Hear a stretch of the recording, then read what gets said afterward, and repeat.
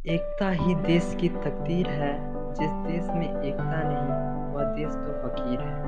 ये कथन उस शख्सियत के हैं जिसने हिंदुस्तान को एक करने का ख्वाब देखा। जी हाँ, आज हम लोग आज़ाद हिंदुस्तान के प्रथम गृह मंत्री और उप प्रधानमंत्री श्री सरदार वल्लभ भाई पटेल के संघर्ष की कहानी को करीब से जानेंगे।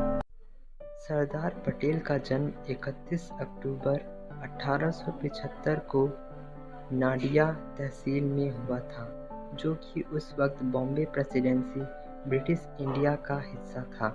सरदार पटेल के पिता का नाम झावर भाई पटेल और माता का नाम लडबा बेन था।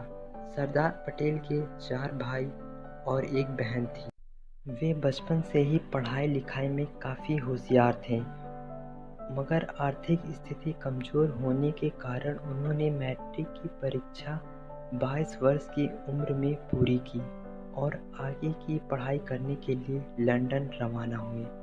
उन्होंने लंदन के मशहूर कॉलेज मिडल टेम्पल इंस लंदन से बैरिस्टर की डिग्री प्राप्त की। ये वही कॉलेज है जहाँ से हमारे राष्ट्रपिता महात्मा गांधी और ना जाने कितनी बड़ी शख्सियतों ने डिग्री हासिल की।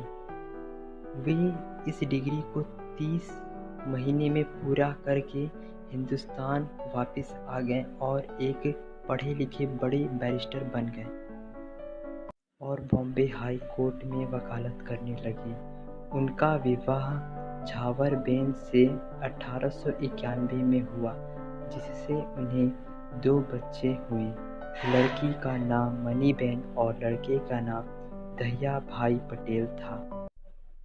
उनकी दिलचस्पी राजनीति में बढ़ने लगी और उन्होंने महात्मा गांधी को आदर्श मानते हुए 1928 में बारदोली सत्याग्रह किया, जहां पर उन्हें सरदार नाम से सम्मानित किया गया और उनका नाम सरदार वल्लभ भाई पटेल हो गया।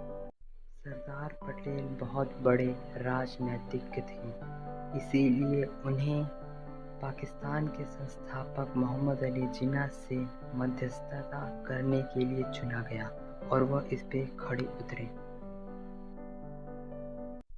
1950 में भारत के गणतंत्र बनने के बाद सरदार पटेल को भारत का प्रथम गृह मंत्री और उप प्रधानमंत्री चुना गया। भारत को आज़ाद होने के बाद एक बहुत बड़ा समस्या था।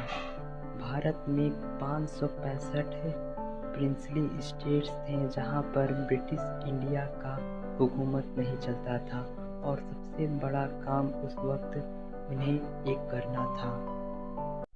मगर सरदार पटेल उस पे भी खड़े हुए और उन्होंने सभी राज्य को एक कर दिया, मगर उनके सामने अभी भी 3 बहुत बड़ी समस्याएं थीं। पहली समस्या थी जूनागढ़। जूनागढ़ के नवाब मोहम्मद खान जी मुस्लिम थे, मगर उनकी पूरी आबादी हिंदू थी। उनकी पूरी जनसंख्या हिंदुस्तान के साथ रहना चाहती थी, मगर नवाब चाहते थे कि वे पाकिस्तान में के साथ विलय हों और मोहम्मद अली जिन्ना उन्हें पूरा समर्थन दे रहे थे। मगर ये दोनों भी पटेल के कूटनीति के आगे टिक ना सके और बुरी तरीके से धराशायी हो गए और जूनागढ़ हिंदुस्तान का एक अभिन्न अंग बन गया। और दूसरी सबसे बड़ी समस्या थी जम्मू कश्मीर। जम्मू कश्मीर की कहानी जूनागढ़ से बिल्कुल विपरीत थी। वहाँ के नवाब श्री हरि सिंह हिंदू थे और वहाँ की बहुल आबादी मुस्लिम थी और श्री हरि सिंह चाहते थे कि जम्मू कश्मीर हिंदुस्तान का अंग बने, मगर पाकिस्तान की उस पर बुरी नज़र थी और जिन्ना उसे पाकिस्तान में मिलाना चाहते थे। मगर सरदार पटेल ने हिंदुस्तान में उसे भारतीय संविधान के 370 अनुच्छेद के तहत जम्मू कश्मीर को हिंदुस्तान का एक विभिन्न अंग बना दिया। और तीसरी सबसे बड़ी समस्या थी हैदराबाद। हैदराबाद भारत की सबसे अमीर राज्य था और उसका क्षेत्रफल भी बहुत बड़ा था। वहाँ के नवाब मीर उस्मान अली निजाम चाहते थे कि हैदराबाद एक स्वतंत्र राज्य रहे और उनका प्रधानमंत्री कासिम रिजवी चाहता था कि वो पाकिस्तान का अभिन्न अंग बने।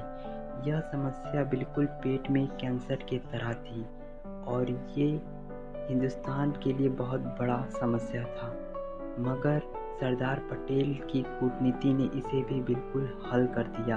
उन्होंने ऑपरेशन पोलो चलाया, जिसके तहत वहाँ पर एक भी खून का कतरा नहीं बहा और हैदराबाद हिंदुस्तान का एक अभिन्न अंग बन गया और कासिम रिजवी को पाकिस्तान भेज दिया गया और हैदराबाद को हिंदुस्तान में विलय कर दिया गया।